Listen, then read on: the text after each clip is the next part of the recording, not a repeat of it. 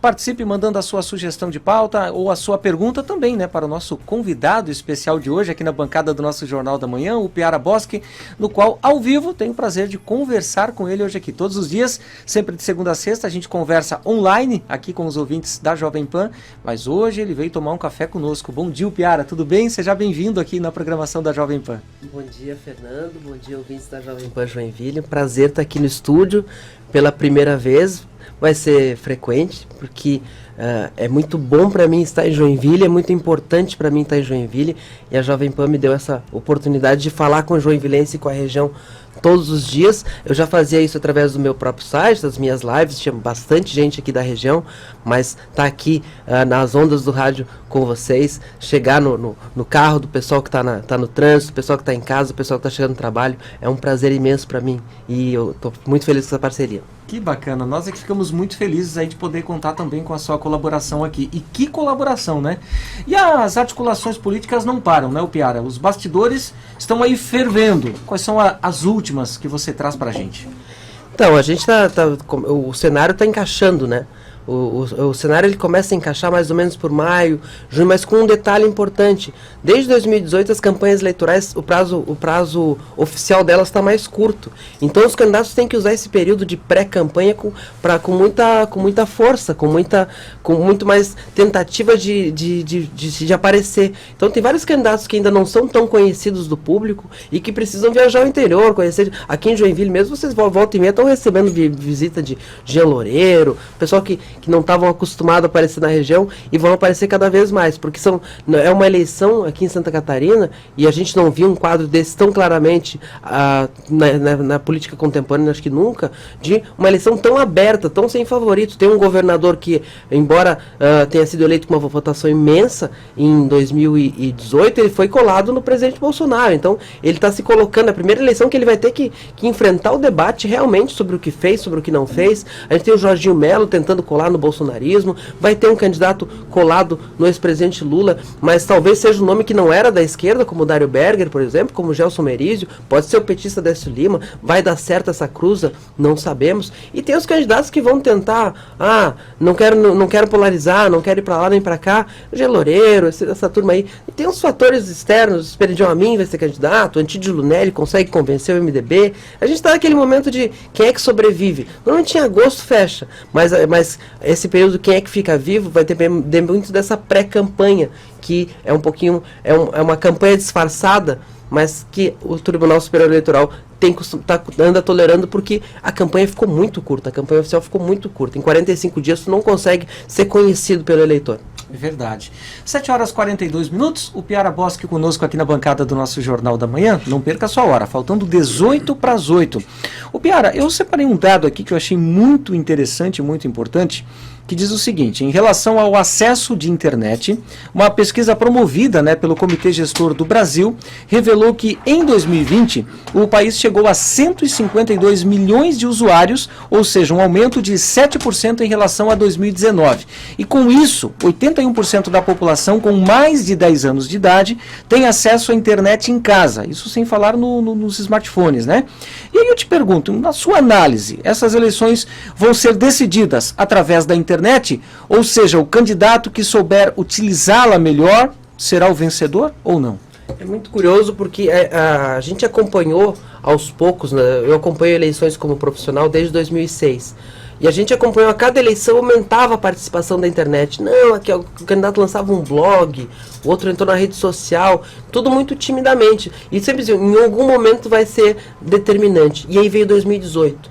2018, o presidente Bolsonaro tinha o quê? 8 segundos de televisão, e a televisão não importou. Os candidatos que tinham mais tempo de televisão, como o Alckmin, que tinha metade do horário eleitoral, naufragaram, porque houve uma estratégia de uso de rede social, e especialmente do WhatsApp, que foi determinante, e não só na campanha eleitoral, desde antes, para que o Bolsonaro se tornasse conhecido, porque ele sabia que não ia ter a televisão, e conseguiu fazer essa estratégia. Aí o que a gente viu na eleição seguinte, em 2020, a eleição municipal, é que todo mundo se jogou para a internet, inclusive os políticos tradicionais. E aí teve gente fazendo bem, teve gente fazendo mal, teve muita gente falando, virou uma grande feira livre, às vezes fica até difícil de achar o teu candidato. Então é o seguinte, todo mundo vai usar a internet, não é mais novidade para ninguém. as pessoas, o próprio WhatsApp mudou várias formas o limite de número de participantes de grupos, para evitar a disseminação de notícias falsas e tal, porque a notícia falsa sempre existiu. Em dia de eleição, os panfletinhos rolando com barbaridades sobre um candidato sobre outro, sempre existiu. Só que o WhatsApp dá uma pulverizada muito grande nisso. Só que agora todo mundo vai usar. Então a grande dúvida é o seguinte: talvez no momento em que todo mundo conhece a ferramenta e vai usar, talvez a TV volte a ser importante, porque ela vai ser uma forma de identificar quem que é candidato e depois tu vai lá e procura o candidato que tu quer conhecer mais através das redes, porque é uma grande feira livre. Mas sem dúvida, a internet é hoje talvez a principal forma de chegar no eleitor. Muito bem.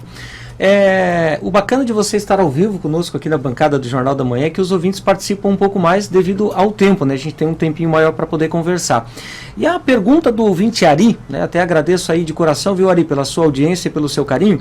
Ele mandou uma pergunta direcionada para você. O Piara, por que você não considera o Tramontim do Novo quando você fala em candidatos do centro? É a pergunta do Ari. Ari, é uma pergunta muito boa. A gente, quando a gente fica olhando para o jogo, e nesse momento é um momento do jogo em que a gente fica naquele negócio, quem vai compor com quem não sei o que pode vir, o Novo não participa desse jogo, né? O Novo não participa do jogo das composições, que é o jogo que a gente fica mais focado nesse momento. Mas eu não desconsidero o Tramontim, não. Eu acho que o Tramontim é uma candidatura que, se alguma coisa diferente pode acontecer no cenário político catarinense, essa coisa diferente atende pelo nome do Tramontim, atende pelo Novo. E não digo isso aleatoriamente, e nem para agradar os joinvilenses, já que o Novo tem o comando da prefeitura aqui.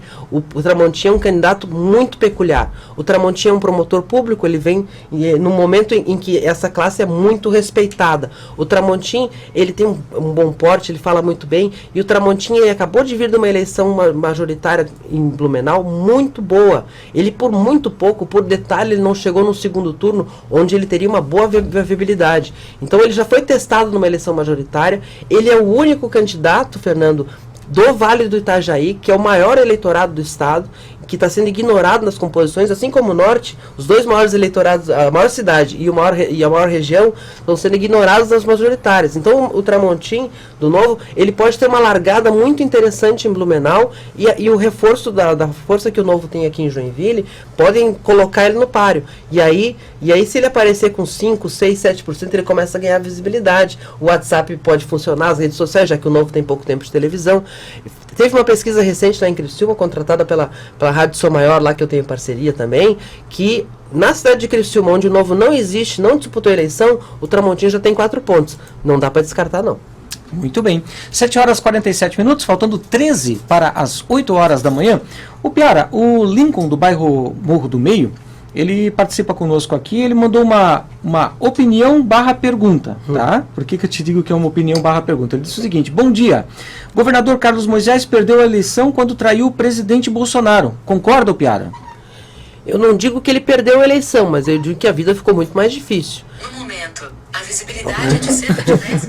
Esse é o celular ao vivo. É o celular ao vivo. A eleição dele ficou muito mais difícil. Tu vê que ele está tentando até agora foi uma estratégia completamente equivocada, essa de descolamento do Bolsonaro em 2019. Ele foi até insuflado por alguns assessores na época de que poderia ter um caminho próprio, etc.